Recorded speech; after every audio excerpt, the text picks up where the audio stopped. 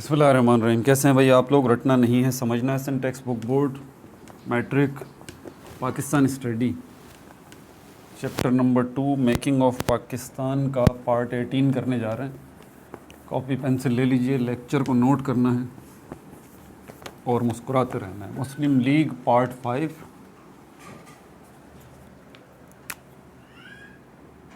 और इस पूरे चैप्टर का पार्ट 18। पिछली वीडियोस अगर आपने नहीं देखी हैं तो लाजमी देख लीजिए। Basics of politics part 1 part 2 वो भी पिछली वीडियोस में मिल जाएगा आपको। और जो है आप बेसिक्स पॉलिटिक्स की बेसिक्स को समझना चाहते हैं तो मुस्लिम लीग पार्ट 1 मुस्लिम लीग पार्ट 2 के अंदर पॉलिटिक्स की बेसिक्स जो हैं वो मौजूद हैं सारी की सारी, ताकि आपको ये सारा सिनेरियो समझ में आ जाए। इस चैप्टर की पिछली वीडियोस देखनी है तो डिस्क्रिप्शन में लिंक्स देख लें, दिए हुए हैं मैंने। और इस बुक की पिछले चैप्टर की वीडियोस देखनी है तो फिर ये जो स्क्रीन आपको नज़र आ रही है जिसमें मैं नज़र आ रहा हूँ, इसके नीचे देखें लोगो बना हुआ है चैनल का, रटना नहीं समझना है। इस पर क्लिक करें, पेज खुल जाएगा। वहाँ पर आपको प्ले लिस्ट का ऑप्शन मिलेगा, प्ले लिस्ट। इस पर आप क्लिक करेंगे तो प्ले लिस्ट आ जाएंगी। Physics, chemistry, biology, mathematics, English language, English basics, English advance. अगर आपकी जो है वो केमिस्ट्री की बेसिक्स वीक हैं तो बेसिक्स ऑफ केमिस्ट्री की प्लेलिस्ट अलग पड़ी हुई है। मैथमेटिक्स की बेसिक्स वीक हैं आपकी तो बेसिक्स ऑफ मैथमेटिक्स की प्लेलिस्ट पड़ी है, वो देखें। पीएसटी जेएसटी की प्लेलिस्ट पड़ी हुई है। जनरल नॉलेज है, बहुत कुछ है, ठीक है भाई। तो अगर आपको ये एरो नज़र आता है उल्टा तो इसके ऊपर भी आप क्लिक कर दें तो और प्लेलिस्ट आपको शो हो जाएंगी। 18-20 प्लेलिस्ट हैं, तकरीबन 1000 से ज़्यादा वीडियोस अभी तक बन चुकी हैं। बहरहाल आगे चलते हैं। अब हम बुक खोल लीजिए और बुक का जो है वो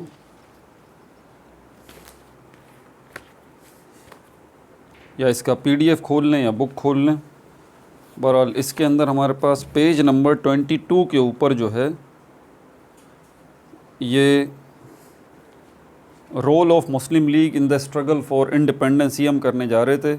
इसमें 5 हेडिंग्स हैं, सब headings. Protection of rights, political settlement with Congress, number of Muslims, seats और प्रोपोर्शनेट रिप्रेजेंटेशन। इसमें से 3 सब हेडिंग्स, 2 सब हेडिंग्स को हम डिस्कस कर चुके, ठीक है। अब चलते हैं 3rd हेडिंग की तरफ जिसमें नंबर ऑफ मुस्लिम्स लिखा हुआ है। नंबर वर्ड का मतलब है तादाद। देखिए मैं आपको पहले ही बता चुका हूँ, मैं आई विश के आप इस बुक को ख़ुद से पढ़ के समझने के काबिल हो जाएं। और आप क्यों नहीं समझ पा रहे कि इसमें क्या लिखा हुआ है, उसकी वजह यह है कि आपको ये अंग्रेज़ी ज़बान में लिखी हुई है, लफ्ज़ के मतलब नहीं पता। अगर डिक्शनरी में उर्दू इसका मतलब आप देखते भी हैं तो वो इतना टिपिकल वर्ड लिखा होता है उर्दू का कि आपको सही समझ में नहीं आता कि इस उर्दू के वर्ड का क्या मतलब है। तो इसीलिए मैं word to word read out कर रहा हूँ ताकि आपको थॉरो अंडरस्टैंडिंग हो, ठीक है। तो यहाँ पर number of Muslims, number word का मतलब तो क्या होता है, नंबर का मतलब आदाद इसको हम कहते हैं, अदद कहते हैं, ठीक है।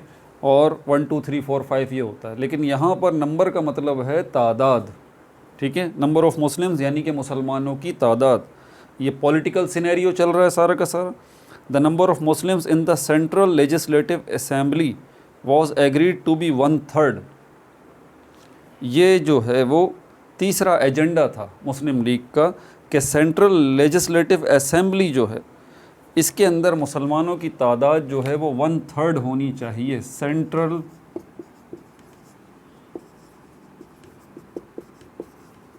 लेजिस्लेटिव असेंबली,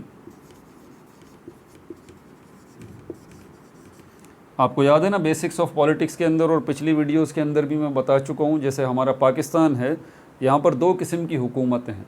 एक वफाकी हुकूमत है जो कि पूरे मुल्क की ज़िम्मेदार है, और दूसरी सूबाई हुकूमतें हैं जो अपने अपने सूबे की ज़िम्मेदार हैं। जो वफाकी हुकूमत है उसके कुछ डोमेन्स हैं, कुछ एरियाज़ हैं जिनको वफाकी हुकूमत देखती है, ठीक है, जिसमें डिफेंस आ जाता है, आपका रेवेन्यू आ जाता है, और बहुत सारे डिपार्टमेंट हैं जो कि पूरे मुल्क से मुताल्लिक हैं, कंट्री एज अ होल। तो ये हमारे पास कहलाती है फेडरल गवर्नमेंट, फेडरल गवर्नमेंट, इसको हम वफाकी हुकूमत कहते हैं, ठीक है। इसी वफाकी हुकूमत के अंदर पार्लियामेंट आता है। मैंने बताया था आपको, यहाँ डेमोक्रेसी है, जमहूरियत है, और पार्लियामेंट के दो हाउसेस हैं, एक अपर हाउस है, एक लोअर हाउस है। अपर हाउस सेनेट कहलाता है, लोअर हाउस जो है नेशनल असेंबली कहलाता है। लोअर हाउस कौन सा है? अपर हाउस सेनेट है, और lower house national assembly, NA कर दिया मैंने, नेशनल असेंबली। ये नेशनल असेंबली जो है, यहीं पर आपको पता है MPA होते हैं, MNA होते हैं, मेंबर ऑफ नेशनल असेंबली। ये सारी तफसीलात पिछली वीडियोस में आपको मैं बता चुका हूँ। अब आपको ये सेंट्रल लेजिस्लेटिव समझ में आएगा। उस वक्त ब्रिटिश इंडिया के अंदर, हिंदुस्तान के अंदर, बिल्कुल इसी तरह जिस तरह फेडरल गवर्नमेंट के अंदर अपर हाउस और लोअर हाउस जो है, इसके अंदर इसको हम नेशनल असेंबली कहते हैं, और यहाँ पर MNA होते हैं, और इन्हीं MNAs में से बहुत सारे MNAs जो हैं वो मिलके क्या बनते हैं, इनका एक ग्रुप बनता है, और उस ग्रुप को हम कैबिनेट कहते हैं, काबीना कहते हैं उर्दू में, इंग्लिश में कैबिनेट कहते हैं। और ये जो कैबिनेट है, ये जो ग्रुप है MNAs का, किसी भी विनिंग पॉलिटिकल पार्टी का, इन्हीं MNAs में से एक MNA वज़ीर आज़म बनता है, prime minister, PM, prime minister. और बाकी इस कैबिनेट के जो MNA होते हैं वो क्या बनते हैं? वो मिनिस्टर्स बनते हैं, क्योंकि ये प्राइम मिनिस्टर और मिनिस्टर वफाकी हुकूमत के अंडर आते हैं, फेडरल गवर्नमेंट के अंदर आते हैं, तो ये फेडरल मिनिस्टर्स कहलाते हैं, फेडरल मिनिस्टर्स, ठीक है, अपने अपने मुतल्लिका इदारों के। और इंडिया में उस ज़माने में जब बरतानवी हुकूमत थी, बरतानवी राज था, ब्रिटिश राज था, जिस तरह ये नेशनल असेंबली हमारे मुल्क में मौजूद है, कौमी असम्बली हमारे मुल्क में मौजूद है, इसमें MNA है, और MNA में से ही एक जो है वो PM बनता है, प्राइम मिनिस्टर बनता है। ज़रा समझिएगा इस बात को। बिल्कुल इसी तरह उस ज़माने में जो सेंट्रल लेजिस्लेटिव असेंबली थी, वो बिल्कुल इसी तरह का किरदार अदा कर रही थी जिस तरह हमारे मुल्क में फेडरल गवर्नमेंट के अंदर नेशनल असेंबली कर रही है। ये नुक्ता है बड़ा अहम। अब इसकी अहमियत को आपने समझना है। आपको पता है कि नेशनल असेंबली के अंदर जो MNA बैठे हैं, और यहीं से कैबिनेट भी बन रहा है, और उन्हीं कैबिनेट के MNAs जो हैं वो फेडरल मिनिस्टर्स हैं, और उन्हीं MNA में से एक प्राइम मिनिस्टर है, उन्हीं MNAs में से एक जो है वो क्या बन रहा है, क्या चेयरमैन बन रहा है, स्पीकर बन रहा है, ठीक है, और एक MNA जो है वो डिप्टी स्पीकर बन रहा है। ये सब नेशनल असेंबली के अंदर हो रहा है। ये सब MNA जो हैं ये काम कर रहे हैं। अब यहाँ पर इस फेडरल गवर्नमेंट के अंदर, नेशनल असेंबली के अंदर MNAs जिस भी विनिंग पार्टी के होंगे, पॉलिटिकल पार्टी, जिस भी पॉलिटिकल पार्टी के ज़्यादा MNA होंगे, जिस पॉलिटिकल पार्टी ने ज़्यादा सीट्स विन की होंगी इस नेशनल असेंबली की। हमारे पास नेशनल असेंबली के अंदर सीट्स हैं 342। तो जितनी ज़्यादा सीट्स जो हैं जिस पॉलिटिकल पार्टी ने विन की हैं, उतने ही ज़्यादा हर सीट के ऊपर एक MNA आ जाता है, तो उतने ही ज़्यादा MNA नेशनल असेंबली के अंदर आ जाएंगे।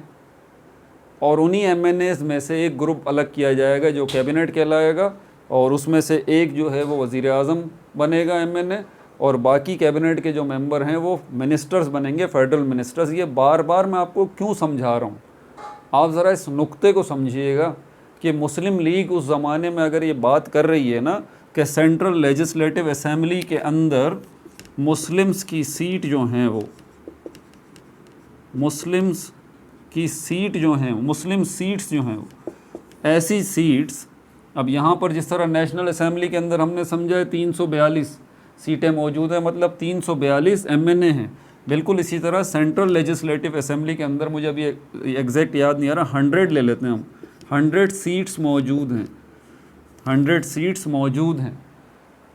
अब इन 100 सीट्स के ऊपर इलेक्शन होगा हिंदुस्तान में। क्या होगा हिंदुस्तान में? जब बरतानवी हुकूमत है, इन 100 सीट्स के ऊपर, ये जो सेंट्रल लेजिस्लेटिव असेंबली की 100 सीट्स हैं, इनके ऊपर इलेक्शन होगा। और सीटें कितनी हैं? 100 सीटें हैं। तो कांग्रेस भी पार्टी है, पॉलिटिकल पार्टी, और मुस्लिम लीग भी पॉलिटिकल पार्टी है। आप मुझे एक आसान सी बात बता दीजिए कि जब इलेक्शन होगा तो सेंट्रल लेजिस्लेटिव असेंबली की 100 सीट्स जो हैं, इनमें से ज़्यादातर सीट्स के ऊपर किसकी जीत होगी? जिसकी मेजॉरिटी होगी। इंडिया में मेजॉरिटी किन की थी? हिंदुओं की। उनकी पॉलिटिकल पार्टी कौन थी? कांग्रेस थी। आप इस नुक्ते को ज़रा समझिए। इंडिया में मेजॉरिटी हिंदुओं की है, उनकी पॉलिटिकल पार्टी कांग्रेस है। इलेक्शन जब होता है, सारे हिंदू जो है वो कांग्रेस को वोट डाल देते हैं। और यहाँ पर जो सेंट्रल लेजिस्लेटिव असेंबली की 100 सीट्स हैं मिसाल के तौर पर, इसमें जो है वो 80 सीट्स के ऊपर जो है वो आ जाते हैं। कौन? 80 सीट्स, 90 सीट्स बल्कि कहना ज़्यादा मुनासिब होगा। 90 सीट्स के ऊपर जो है वो कौन आ जाते हैं? हिंदू आ जाते हैं। हिंदू आ जाते हैं। तो फिर क्या होगा? यहाँ क्या हुआ था नेशनल असेंबली में? जो पॉलिटिकल पार्टी ने ज़्यादा सीट्स विन की थी, उस पॉलिटिकल पार्टी के ज़्यादा एमएनए आ गए थे। और उसी विनिंग पॉलिटिकल पार्टी ने अपने इन सारे एमएनएस में से कुछ एमएनएस का ग्रुप बना के कैबिनेट बनाया था, काबीना बनाई थी, कैबिनेट बनाया था, काबीना बनाई थी। और ये जो ग्रुप था एमएनएस का, जिसको आप कैबिनेट कह रहे हैं, इसके अंदर जो है वो एक एमएनए क्या बनेगा? एक एमएनए जो है वो पीएम, प्राइम मिनिस्टर बनेगा। सबसे ज़्यादा बाइख्तियार शख्स पूरे मुल्क का, वज़ीर आज़म। वो बोलेगा ये कर दो तो ये हो जाएगा, वो बोलेगा ये ना करो तो ये नहीं होगा। और इसी तरह पीएम के जो हैं वो क्या हैं? एम, मिनिस्टर्स, इसकी काबीना के। अब यहाँ पर आ जाइए, सेंट्रल लेजिस्लेटिव असेंबली हिंदुस्तान में 100 सीट्स हैं, इलेक्शन हो रहे हैं, ठीक है। मेजॉरिटी किसकी है मुल्क के अंदर? हिंदुओं की है। उसके बाद 100 में से 90 सीट्स जो हैं वो किसको मिल जाती हैं? कांग्रेस को मिल जाती हैं, मतलब हिंदुओं को मिल जाती हैं। तो फिर क्या होगा? सेंट्रल लेजिस्लेटिव असेंबली के अंदर हुकूमत कौन बनाएगा? कांग्रेस बनाएगी भाई। कॉमन सेंस की बात है। हिंदुओं की हुकूमत कायम हो जाएगी पूरे हिंदुस्तान पर, हिंदुओं की हुकूमत कायम हो जाएगी पूरे हिंदुस्तान पर। अगर हिंदुस्तान एक मुल्क होता तो जब तो समझ में आती बात कि हिंदू एक कौम है। हिंदुस्तान तो एक मुल्क ही नहीं था भाई, मुल्क तो बाद में बना है। हिंदुस्तान उस ज़माने में सब कॉन्टिनेंट था। आप विकीपीडिया पे देखें, इंडियन सब कॉन्टिनेंट बर्रे सग़ीर कोई मुल्क नहीं होता। ये एक ख़ित्ते का नाम होता है जहाँ पर मुख्तलिफ़ कौमें आबाद हैं। तो यहाँ के अगर मुल्क की बात करें कि हिंदुस्तान एक मुल्क था, तो हिंदू उसकी कौम थे, जबकि हिंदुस्तान ना तो मुल्क था और ना हिंदू उसकी कौम है। यहाँ पर मुख्तलिफ़ अक़वाम आबाद हैं। यही तो मुसलमान उस ज़माने में बात समझा रहे थे। किनको? जो हिंदुओं और मुसलमानों के मुश्तरका आका थे। कौन? अंग्रेज़। यही तो मुसलमान समझा रहे थे अंग्रेज़ों को कि भाई ये मुल्क नहीं है, ये सब कॉन्टिनेंट है, यहाँ पर एक कौम नहीं है, यहाँ बहुत सारी कौमें हैं। तो आप एक मुल्क को और एक कौम का अपने जहन में जो माइंडसेट बना रहे हैं वो गलत है। आप सब कॉन्टिनेंट पॉइंट ऑफ व्यू से बनाएं। आपको सीट्स रिज़र्व करनी पड़ेंगी। सीट्स जो हैं वो आपको क्या करनी पड़ेंगी? सीट्स जो हैं वो रिज़र्व करनी पड़ेंगी। हिंदुओं की सीट्स अलग रिज़र्व करनी पड़ेंगी। भले उनकी मेजॉरिटी ज़्यादा है, कोई बात नहीं, ज़्यादा सीट्स उनकी रिज़र्व हो जाएंगी। और मुसलमानों की आबादी कम है उनसे, तो उनकी अलग सीट्स रिज़र्व हो जाएंगी। और फिर सिख हैं, उनकी अलग सीट्स रिज़र्व हो जाएंगी। यानी कि इस ख़ित्ते के अंदर अलग अलग हुकूमतें कायम हो जाएंगी। एक फेडरल गवर्नमेंट नहीं बनेगी जिसके अंदर एक प्राइम मिनिस्टर आ गया और उसकी कैबिनेट आ गई और फेडरल मिनिस्टर आ गए। ऐसा नहीं होगा हिंदुस्तान में कि एक सेंट्रल लेजिस्लेटिव असेंबली है, उसकी 100 सीट्स हैं, कांग्रेस विन कर गई है 90 सीट्स, तो पूरे मुल्क के ऊपर कांग्रेस की हुकूमत हो गई। नहीं नहीं, ऐसा नहीं। ये सिस्टम तो वहाँ चल सकता है जब एक मुल्क की बात हो। ये मुल्क नहीं है, ये कॉन्टिनेंट है, सब कॉन्टिनेंट। हिंदू एक कौम नहीं है। समझ में आ गई बात? हिंदू मुसलमानों की तरह यहाँ पर बसने वाली दूसरी अक़वाम की तरह एक कौम है। तो आप ऐसा नहीं कर सकते। मुसलमान समझा रहे थे, सिख भी समझा रहे थे, किनको? अंग्रेज़ों को। और इसी तरह दूसरे कम्युनल ग्रुप्स जो हैं, दूसरे मजहबी ग्रुप जो हैं, वो भी समझा रहे थे कि भाई ये मुल्क नहीं है, ना हिंदू एक कौम है, सिर्फ मुसलमानों का मसला थोड़ी था उस ज़माने में। भाई कहाँ हैं आप? सिखों का भी मसला था, सिख भी यही बात कर रहे थे। तो इस सारे सिनेरियो को समझें। अब यहाँ पर सेंट्रल लेजिस्लेटिव असेंबली में 100 सीट्स पर कांग्रेस जो है वो विन कर जाती है, तो फिर क्या होगा? उसकी हुकूमत बन जाएगी। लेकिन मुसलमानों ने क्या कहा कि नहीं, आप सीट्स जो हैं वो रिज़र्व कर दें, 1/3, इसको कहते हैं 1/4।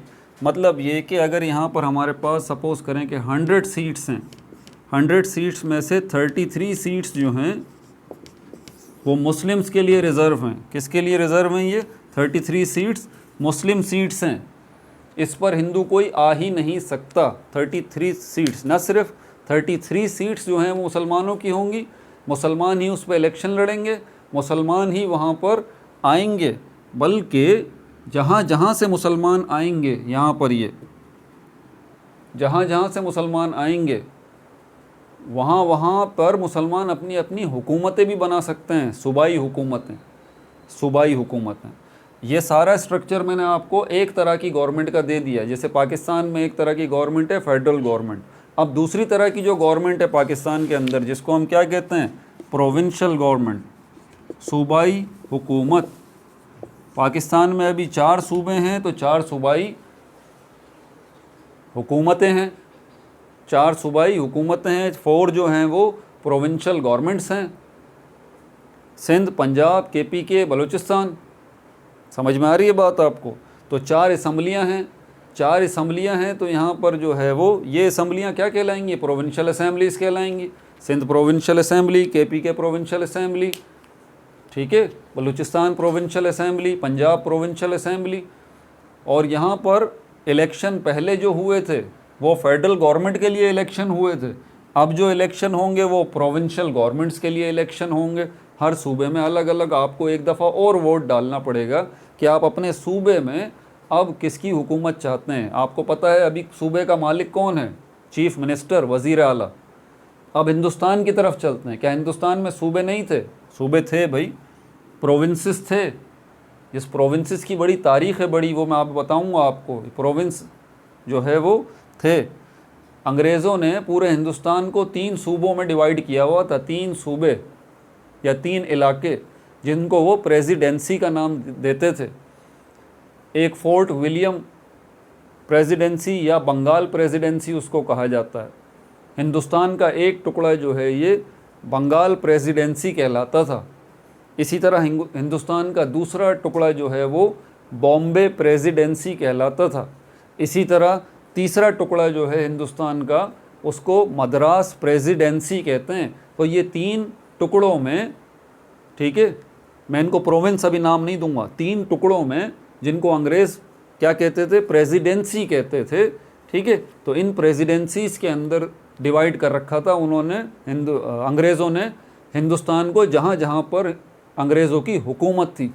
पूरा हिंदुस्तान कैप्चर उन्होंने नहीं किया था। अब समझ जाइए, आपके 3 प्रेसिडेंसीज़ हैं, एक बंगाल प्रेसिडेंसी हो गई, दूसरा बॉम्बे प्रेसिडेंसी हो गई, और तीसरा मद्रास प्रेसिडेंसी हो गई।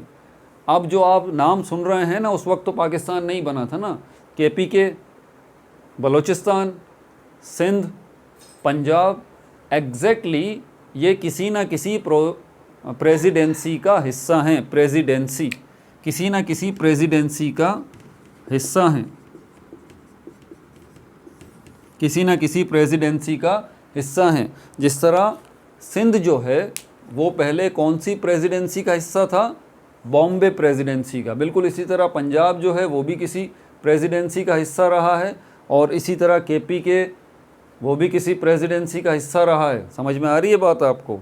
बाद में अंग्रेज़ों ने इन 3 प्रेसिडेंसीज़ को तोड़ तोड़ के क्या बना, किस में कन्वर्ट कर दिया? सूबों में कन्वर्ट कर दिया। जैसे कि एक बॉम्बे प्रेसिडेंसी है, इससे 3-4 सूबे बनाए, मद्रास प्रेसिडेंसी है, इससे 3-4 सूबे बनाए, या फिर वो जो है हमारे पास बंगाल प्रेसिडेंसी है, इससे 3, 4, 5 सूबे बन गए। ठीक है, तो टोटल हिंदुस्तान के अंदर ये 10-11 के करीब जो है वो सूबे बन गए। आगे फिर जब तकसीम हुई थी तो मज़ीद सूबे बनाने पड़े थे, तो ये 16 के करीब सूबे आखिर में फाइनली बने थे जब तकसीम हुई थी 1947 में।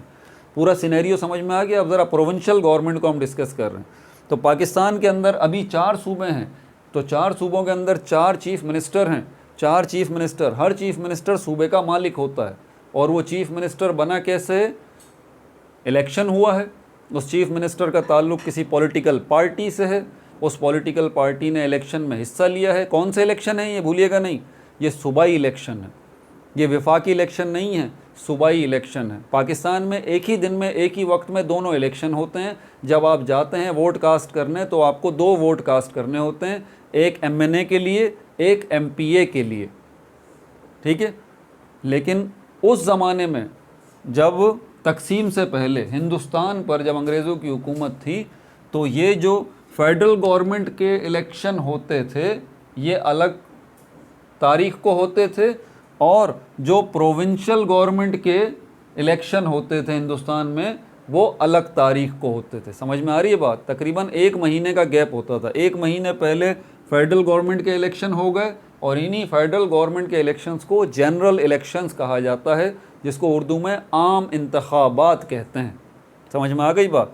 तो 1 महीने पहले फेडरल गवर्नमेंट के इलेक्शन हो गए, यानी कि जनरल इलेक्शंस हो गए, और इसके अंदर कौन सी सीट्स हैं? सेंट्रल लेजिस्लेटिव असेंबली की सीट्स हैं, मिसाल के तौर पर 100 सीट्स हैं, इनके ऊपर इलेक्शन हो रहा है, और इन पे इलेक्शन हो रहा है और पॉलिटिकल पार्टीज़ जो हैं वो हिस्सा ले रही हैं, और आवाम वोट कास्ट कर रही है अपनी अपनी फेवरेट पॉलिटिकल पार्टी को। लेकिन मुसलमान यहाँ पर कुछ और ही बात कर रहे हैं। मुसलमान कह रहे हैं कि भाई इन 100 सीट्स के ऊपर इलेक्शन नहीं होगा, इलेक्शन अगर करवाना है तो इन 100 सीट्स में से 1/3 सीट्स जो हैं वो मुसलमानों के लिए रिज़र्व कर दें। कोई दूसरी पॉलिटिकल पार्टी जो है इसके ऊपर इलेक्शन नहीं लड़ेगी, इन 33 सीट्स के ऊपर, इन 1/3 सीट्स के ऊपर, 1/4 सीट्स के ऊपर। ये मुसलमानों के लिए मुख्तस हैं, ये मुसलमानों के लिए एलोकेटेड हैं, इस पर सिर्फ मुसलमान ही आएगा। अब आज के आपको पता है 4 चीफ़ मिनिस्टर, 4 सूबे, 4 चीफ़ मिनिस्टर। उस वक्त के हिंदुस्तान के जो सूबे थे क्या उसमें भी वज़ीर आला होते थे? नहीं भाई, वज़ीर आला नहीं होते थे। उस वक्त जो है वो गवर्नर जनरल गवर्नर्स होते थे। आज के पाकिस्तान में कौन है? प्राइम मिनिस्टर है जिसके पास इख्तियारात हैं। ठीक है, प्राइम मिनिस्टर का ताल्लुक़ किससे है? नेशनल असेंबली से। बिल्कुल इसी तरह उस ज़माने का जो है वो गवर्नर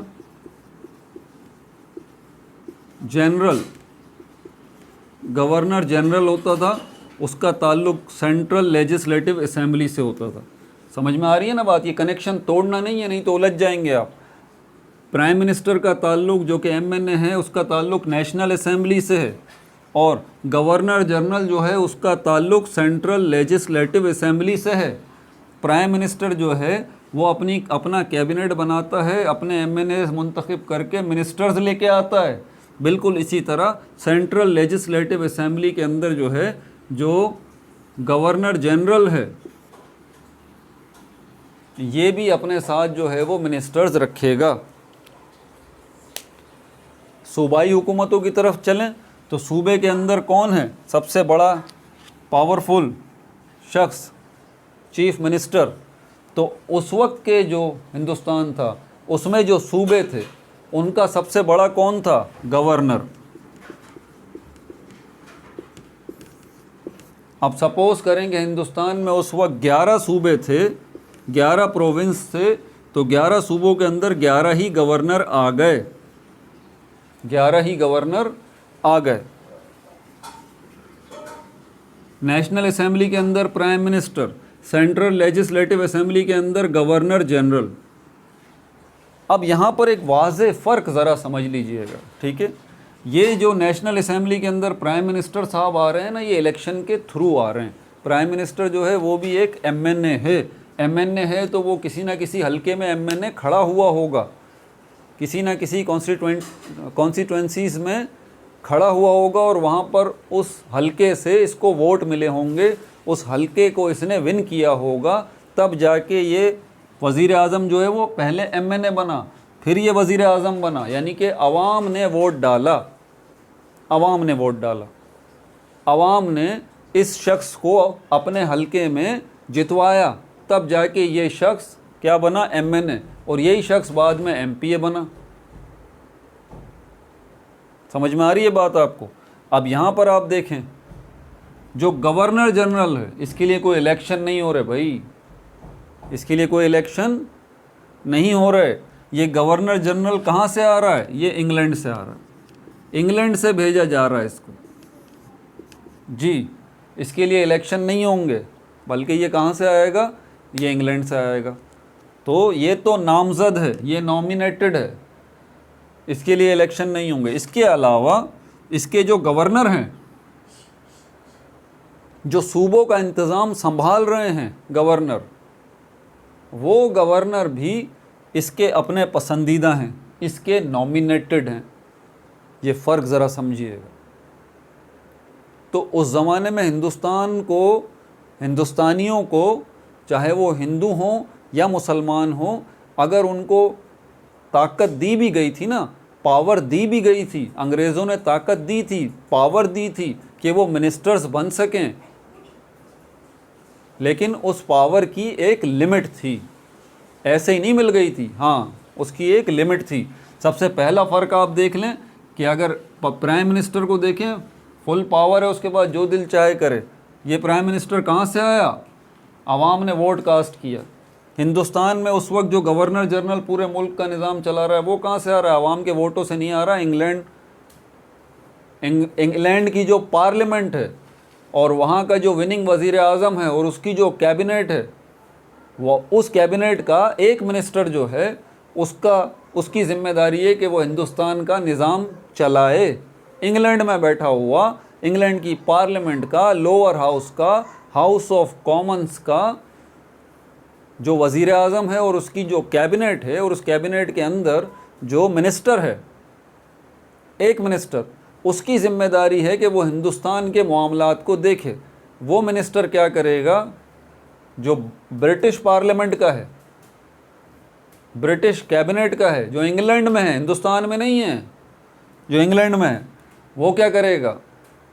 वो एक शख्स को मुतय्यन कर देगा, उसकी ड्यूटी लगा देगा कि और उसको बोलेगा आप हिंदुस्तान चले जाएं, आपका काम है हिंदुस्तान जाके वहाँ पर हिंदुस्तान के मामलात देखना। ये शख्स जो आएगा इंग्लैंड से, जिसको ब्रिटिश पार्लियामेंट के ब्रिटिश पार्लियामेंट के कैबिनेट का मिनिस्टर उसको भेजेगा कि जाओ तुम्हें ये इख्तियार दिया जा रहा है, ये शख्स गवर्नर जनरल कहलाएगा, जो आके हिंदुस्तान का सारा निज़ाम संभालेगा। समझ में आ गई बात? ये शख्स गवर्नर जनरल कहलाएगा। तो यहाँ पर जो मैं आपको फ़र्क बता रहा था ना कि प्राइम मिनिस्टर और गवर्नर जनरल, इनमें फ़र्क क्या है? प्राइम मिनिस्टर जो है वो इलेक्ट होके आया है, आवाम की तरफ से आया है, जबकि हिंदुस्तान का जो governor general central legislative assembly में आया है, वो इंग्लैंड से आया है। इंग्लैंड की कैबिनेट जो है, इंग्लैंड की पार्लियामेंट है, और उस पार्लियामेंट की जो कैबिनेट है, उसका जो एक मिनिस्टर है, वो जो है किसी भी शख्स को भेज देता है गवर्नर जनरल बना के, और वो आ जाता है, और वो शख्स जो है वो सेंट्रल लेजिस्लेटिव असेंबली का हेड बन जाता है बहैसियत गवर्नर जनरल। फिर ये क्या करेगा गवर्नर जनरल? अब ये आगे अपने गवर्नर्स सेट करेगा, अपने गवर्नर्स सेट करेगा। मिसाल के तौर पर 11 सूबे हैं, तो 11 सूबों के लिए 11 गवर्नर अपने ये सेट कर लेगा, ख़ुद अपनी मर्ज़ी से नॉमिनेट कर देगा, नामज़द कर देगा। बोलेगा भाई एक सूबे में तुम चले जाओ, तुम्हें गवर्नर बना दिया, दूसरे सूबे में तुम चले जाओ, तुम्हें गवर्नर बना दिया, तीसरे सूबे में तुम चले जाओ, तुम्हें गवर्नर बना दिया। पाकिस्तान में जो सूबे हैं, अब यहाँ गवर्नर किसके इक्विवेलेंट हो गया? चीफ मिनिस्टर के, ठीक है। वज़ीर आज़म किसके इक्विवेलेंट हो गया? गवर्नर जनरल के। समझ में आ गई बात आपको? तो गवर्नर जनरल ने 11 सूबों के 11 गवर्नर मुतय्यन कर दिए। अब वो गवर्नर क्या करेंगे? वो गवर्नर जाके मामलात चलाएंगे सूबे के, ठीक है। वो गवर्नर जाके मामलात चलाएंगे सूबे के। अब जो इलेक्शंस होंगे हिंदुस्तान में, अब जो इलेक्शंस होंगे, सेंट्रल लेजिस्लेटिव असेंबली के जो इलेक्शंस होंगे 100 सीट्स के ऊपर, तो 100 सीट्स के ऊपर आप समझ जाइए कि अगर 33 सीट्स जो हैं वो मुसलमानों की हैं, बाकी सीट्स जो है वो कांग्रेस विन कर लेती हैं और दूसरी पॉलिटिकल पार्टीज़ विन कर लेती हैं, उसके बावजूद भी ज़रा फ़र्क समझिएगा यहाँ पर। ये 100 सीट्स जो है वो विन करने के बाद कांग्रेस, मुस्लिम लीग, इन्होंने ये 100 सीट सेंट्रल लेजिस्लेटिव असेंबली की विन कर ली।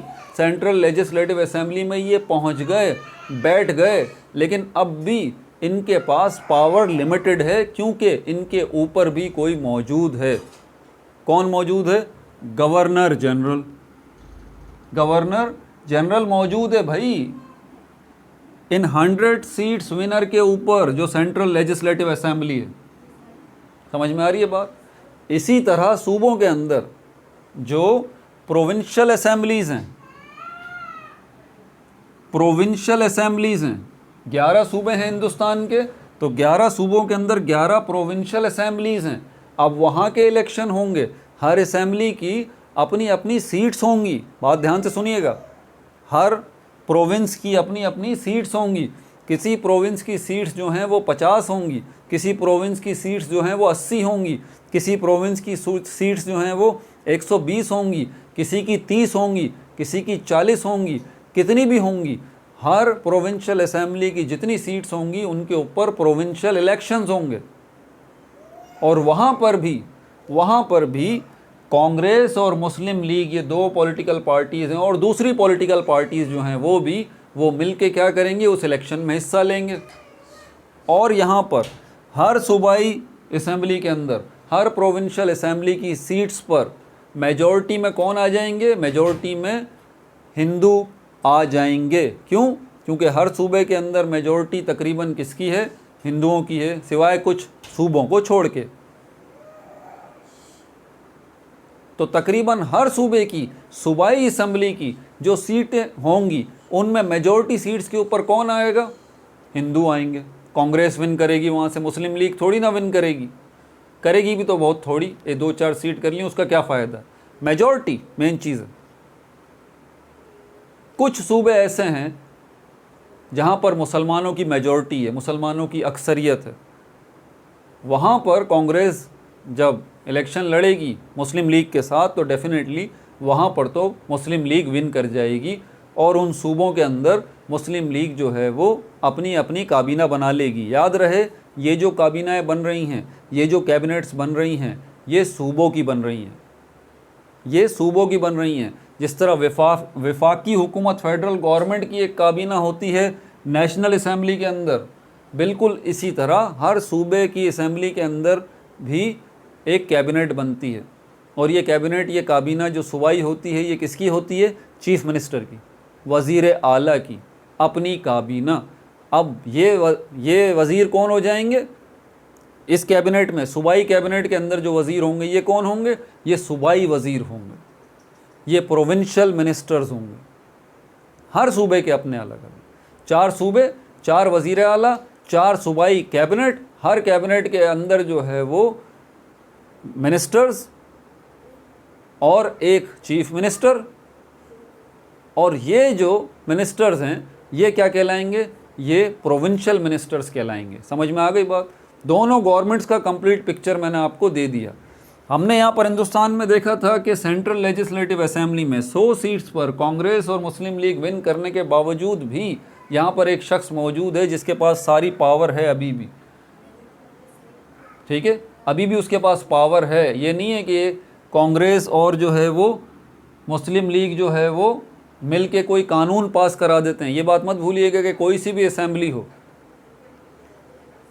वफाकी हुकूमत की असेंबली यानी कि नेशनल असेंबली हो या सूबाई असेंबली हो, असेंबली का बुनियादी काम होता है लॉ मेकिंग, कानून साजी।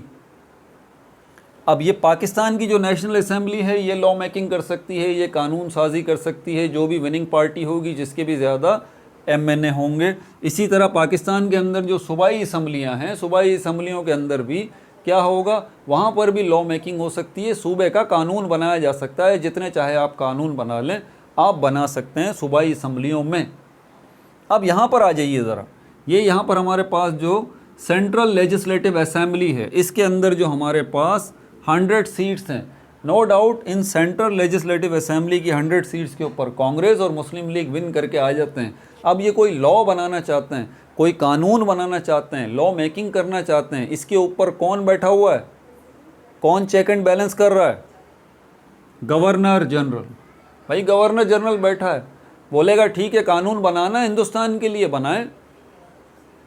कौन सा कानून बनाना चाहते हैं? ये कानून वो कानून। सपोज करते हैं कि कांग्रेस और मुस्लिम लीग दोनों ने इल्हाक कर लिया, एक पेज पे आ गए दोनों, और इन्होंने सेंट्रल लेजिस्लेटिव असेंबली के अंदर एक कानून पास कर दिया। क्या कानून पास कर दिया?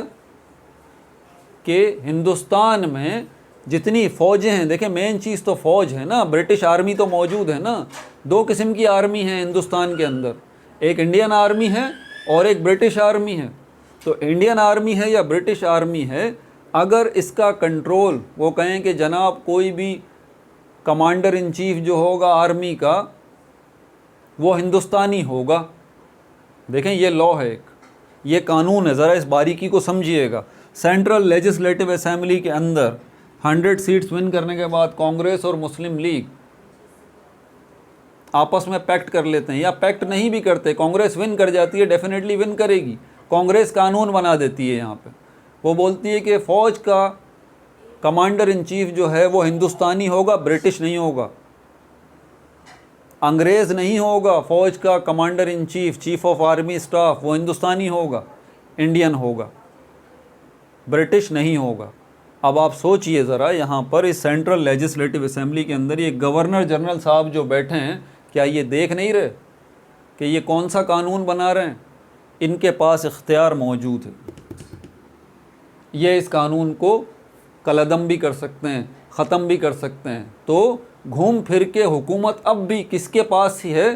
अंग्रेज़ के पास ही है, गवर्नर जनरल की सूरत में। ये गवर्नर जनरल इंग्लैंड से आ रहा है।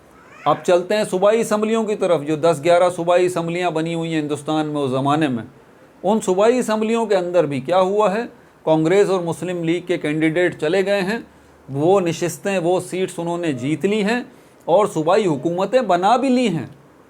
लेकिन अब यहाँ पर जो सूबाई हुकूमत बनी है, चाहे कांग्रेस की बनी है अपने सूबे में या मुस्लिम लीग की बनी है अपने किसी सूबे में, जब ये लॉ मेकिंग करेंगे अपनी असम्बली में, अपनी सूबाई असम्बली में लॉ मेकिंग करेंगे, कानून साजी करेंगे, वहाँ पर भी एक साहब बैठे हुए हैं, कौन? जिनको गवर्नर कहते हैं। 11 के 11 सूबों के अंदर गवर्नर जनरल ने अपने गवर्नर बिठाए हुए हैं कि भाई इन पर नज़र रखना ज़रा, ये जो कानून साजी कर रहे हैं, ये लॉ मेकिंग कर रहे हैं, कहीं हमारे मफादात तो इससे डिस्टर्ब नहीं हो रहे, हमारे मफादात तो डिस्टर्ब नहीं हो रहे, क्योंकि मालिक कौन है अभी पूरे हिंदुस्तान का? अंग्रेज़ है ना। ये सिस्टम था। बात समझ में आई आप? अब इस पॉइंट को समझना ज़रूरी है कि प्रॉब्लम ये थी कि मुसलमान तो कुछ और ही सोच रहे थे ना। मुसलमान हुकूक की बात थोड़ी ना, शुरू में तो मुसलमानों ने अपने हुकूक की बात की कि भाई हमारे राइट्स चाहिए। आगे चल के मुसलमानों ने बोला राइट्स नहीं चाहिए, हुकूक नहीं चाहिए, नया मुल्क चाहिए भाई, मुल्क चाहिए पूरा का पूरा, हुकूक नहीं चाहिए, राइट्स की कहानी ख़त्म। ये जो सूबे हैं जहाँ पर हमारी मेजॉरिटी है मुसलमानों की, यहाँ पर जो है वो इनको मिला के आप मुल्क बना दें एक, जिसको हमने हिंदुस्तान का नाम देना है। मुसलमानों की ये डिमांड थी। बहरहाल तो यहाँ पर ये जो पॉइंट है नंबर ऑफ़ मुस्लिम्स, इस एक पॉइंट को समझाने के लिए आप ये यकीन करें कि ये Muslim League part 5, part 4, part 3, part 2, part 1 मुतवातिर मैं ये चीज़ें समझाता रहा हूँ। मैंने कहा है ना कि पाकिस्तान स्टडी को समझने का प्रॉब्लम क्या है, ये आपको 3 चीज़ों पे ग्रिप होनी चाहिए, हिस्ट्री पे, ज्योग्राफी पे और पॉलिटिक्स पे। मैंने हिस्ट्री और ज्योग्राफी पिछली बहुत सारी वीडियोस के अंदर कवर कर दी है। पॉलिटिक्स को अब कवर कर रहा हूँ क्योंकि अब पॉलिटिक्स की बात आ रही है, या फिर अगले चैप्टर में आएगी कॉन्स्टिट्यूशनल डेवलपमेंट में, constitutional development of Pakistan, Pakistan का आईनी इर्तका। ठीक है, जिसमें हम कॉन्स्टिट्यूशन को भी डिस्कस करेंगे, आइन को भी डिस्कस करेंगे उस चैप्टर के अंदर, तो समझ में आ जाएगा आपको ये क्या बला है। बहरहाल तो मुसलमानों की डिमांड क्या है कि सेंट्रल लेजिस्लेटिव असेंबली के अंदर जो है वो मुसलमानों की तादाद कितनी होनी चाहिए, 1/3 होनी चाहिए, 1/4 होनी चाहिए। 1/4 नहीं, सॉरी मैं इसको बार बार 1/4 बोल रहा हूँ, 1/3 उर्दू में इसको ये कहते हैं, 1/3, 1/3, यानी कि 33% आप ये समझ लीजिए। अब सेंट्रल लेजिस्लेटिव असेंबली की सीट्स 100 हों, 150 हों, 200 हों, कितनी भी होंगी, मुसलमानों की सीट्स उस हिसाब से एडजस्ट हो जाएंगी, ठीक है। बाकी सीट्स जो हैं वो हिंदुओं की होंगी। अब आगे चलते हैं, चौथा पॉइंट देख लीजिए, इसमें क्या कह रहा है, सीट्स।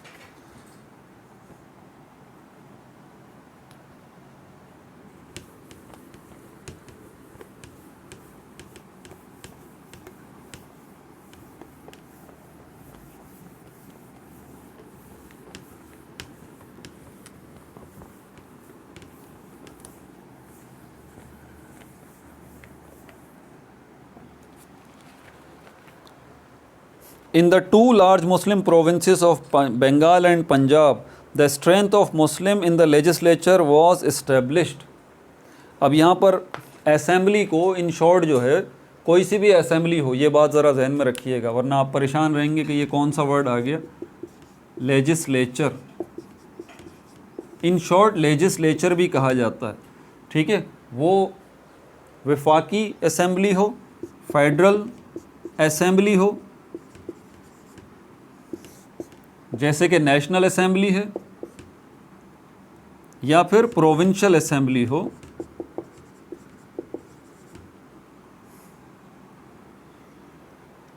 तो असेंबली कोई सी भी हो, फेडरल लेवल की असेंबली हो जैसे कि नेशनल असेंबली, या प्रोविंशियल लेवल की असेंबली हो, ठीक है। तो असेंबली कोई सी भी हो, वहाँ पर क्योंकि लॉ मेकिंग होती है, कानून साजी होती है, इसलिए इनको इन शॉर्ट जो है वो लेजिस्लेचर भी कहा जाता है, लेजिस्लेचर भी कहा जाता है।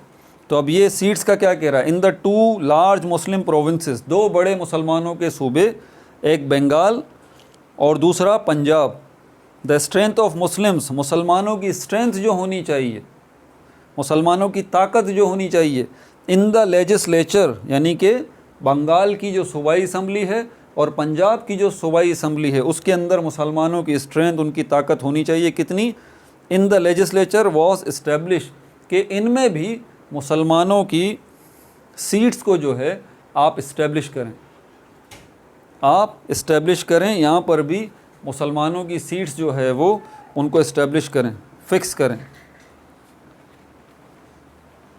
अब ये बंगाल और पंजाब में मुसलमानों की सीट्स की बात क्यों हो रही है, आपके जहन में बात आएगी कि यार बंगाल में तो मुसलमानों की मेजॉरिटी है, पंजाब में तो मुसलमानों की मेजॉरिटी है। नहीं, सिर्फ ये बात नहीं है, बंगाल और पंजाब बहुत बड़े सूबे थे, यानी कि बंगाल इतना बड़ा सूबा था कि जब 1947 में तकसीम हुई थी तो बंगाल के दो हिस्से किए गए थे। एक बंगाल जो है मगरिबी बंगाल या वेस्टर्न बंगाल जो है वो इंडिया को मिला था, और मशरिकी बंगाल, ईस्टर्न बंगाल जो है वो पाकिस्तान को मिला था 5वें सूबे की हैसियत से, और यही बाद में जाके बांग्लादेश बना था। बिल्कुल इसी तरह पंजाब जो है वो भी बहुत बड़ा सूबा था, ठीक है। तो आधा पंजाब जो है वो पाकिस्तान को मिला था और आधा पंजाब जो है वो किसको मिला था, वो इंडिया को मिला था। जो पाकिस्तान को पंजाब मिला था ये वेस्टर्न पंजाब है, और जो इंडिया को पंजाब मिला था ये ईस्टर्न पंजाब है, ठीक है। मेजॉरिटी यहाँ पर काफ़ी सारी मुसलमानों की थी, बंगाल में भी और पंजाब में भी। तो जहाँ पर बंगाल के जिस हिस्से में मुसलमानों की मेजॉरिटी थी वहाँ पर उसको अलग कर दिया गया था 1947 में, ठीक है। और इसी तरह जहाँ पर पंजाब में मुसलमानों की मेजॉरिटी थी उसको अलग करके पाकिस्तान का हिस्सा बना दिया गया था 1947 में। अब यहाँ पर ये सीट्स की जो बात कर रहे हैं कि बंगाल और पंजाब नो डाउट के बहुत बड़े बड़े सूबे तो हैं, मुसलमानों की मेजॉरिटी तो है, लेकिन हिंदुओं के मुकाबले में मुसलमान अब भी माइनॉरिटी में ही हैं। इस नुक्ते को ज़रा समझिए।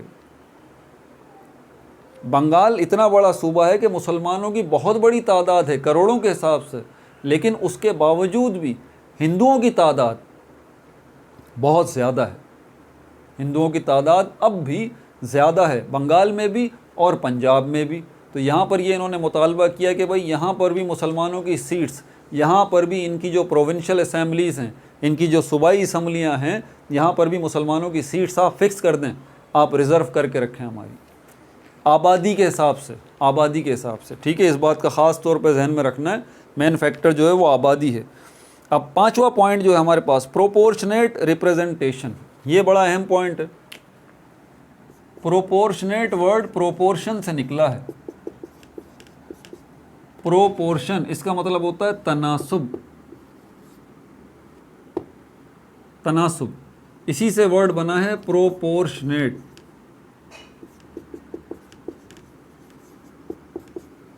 इससे बना है मुत्तनासुब, मीम ते पेश लगेगा, मीम ते नून अलिफ सीन बे, मुत्तनासिब, तनासुब से ये वर्ड बना है, तनासुब मुत्तनासिब एग्जैक्ट। अब इसका आसान उर्दू मतलब क्या है, इंग्लिश में लिख देता हूँ, सूटेबल, मतलब मुनासिब। अब सही हो गया, मुनासिब। आगे क्या बात की जा रही है, प्रोपोर्शनेट रिप्रेजेंटेशन, यानी कि मुनासिब नुमाइंदगी। रिप्रेजेंटेशन का क्या मतलब है, नुमाइंदगी। कहाँ पर ये नुमाइंदगी हो रही है, नुमाइंदा कहते हैं किसको है, नुमाइंदगी।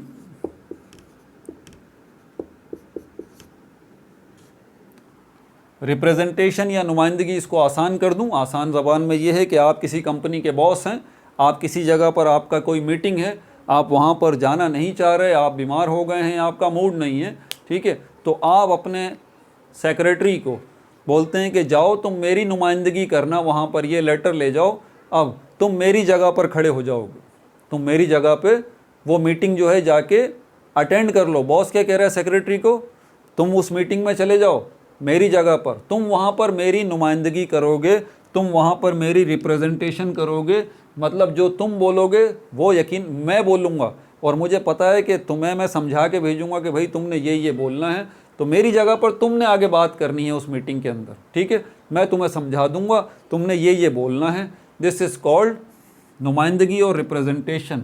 तो यहाँ पर मुसलमान क्या चाह रहे थे, प्रोपोर्शनेट रिप्रेजेंटेशन, मुतनासिब या मुनासिब या सूटेबल नुमाइंदगी किसकी, आगे देखते हैं, इसमें लिखा है इन द प्रोविंसेस, सूबों में, where Muslims were in a minority.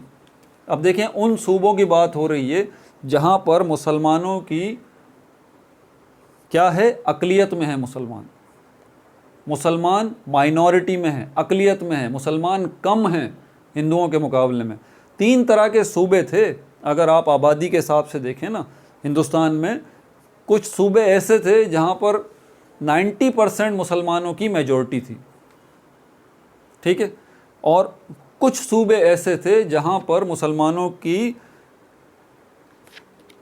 Minority नहीं थी, ठीक है, इस टेक्निकल नुक्ते को समझिएगा, माइनॉरिटी नहीं थी, क्योंकि वो सूबे जैसे बंगाल और पंजाब बहुत बड़े सूबे हैं, बहुत बड़े सूबे थे उस वक्त, तो मुसलमान माइनॉरिटी में होने के बावजूद भी उनकी बहुत ज़्यादा करोड़ों में तादाद थी, इतने बड़े सूबे थे ये दोनों, पंजाब और बंगाल। तो ये दूसरी कैटेगरी हो गई सूबों की कि, लेकिन यहाँ पर भी मुसलमान माइनॉरिटी में ही हैं, ये बात जहन में रखिएगा। पहली कैटेगरी मैंने आपको कौन सी बताई सूबों की, जिसमें मुसलमान किस में हैं, मेजॉरिटी में हैं। दूसरी कैटेगरी मैंने आपको कौन सी बताई सूबों की, जहाँ मुसलमान माइनॉरिटी में हैं, जैसे कि पंजाब और बंगाल, लेकिन माइनॉरिटी में होने के बावजूद भी इनकी तादाद बहुत ज़्यादा है, क्योंकि सूबे बहुत बड़े हैं। और तीसरी कैटेगरी सूबों की वो है जिसके अंदर हिंदू जो है बहुत ज़्यादा मेजॉरिटी में है और मुसलमान थोड़े बहुत ही हैं, ज़्यादा नहीं हैं। ये तीन तरह के सूबे हो गए। अब यहाँ बात की जा रही है in the provinces where Muslims were in a minority, उन सूबों में जहाँ पर मुसलमान अक़लियत में हैं, कम हैं, देयर रिप्रेजेंटेशन, उनकी नुमाइंदगी। कौन सी नुमाइंदगी की बात हो रही है भाई, उन सूबों की जो असेंबलीज़ हैं ना, उन सूबों की जो सूबाई असम्बलियाँ हैं, जो प्रोविंशियल असेंबली है उस सूबे की, उस प्रोविंशियल असेंबली के अंदर जो सीट्स हैं ना, मुस्लिम सीट्स, उनकी बात की जा रही है, मुस्लिम सीट्स। समझ में आ गई बात आपको?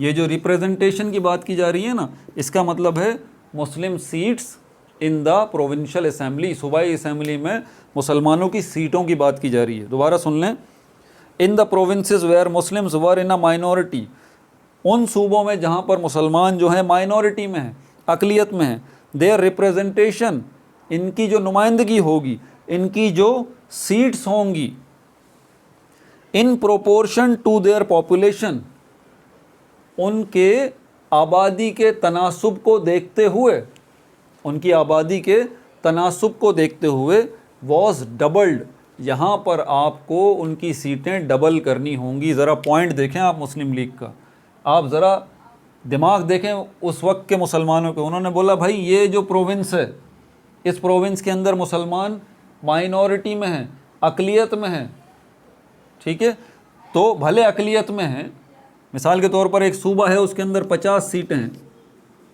50 सीटें हैं और मुसलमान वहाँ पर माइनॉरिटी में हैं, तो सपोज़ करते हैं कि 3 ही सीट्स जो है मुसलमान अपने अपने हलकों में जीत पाते हैं, 3 हैं।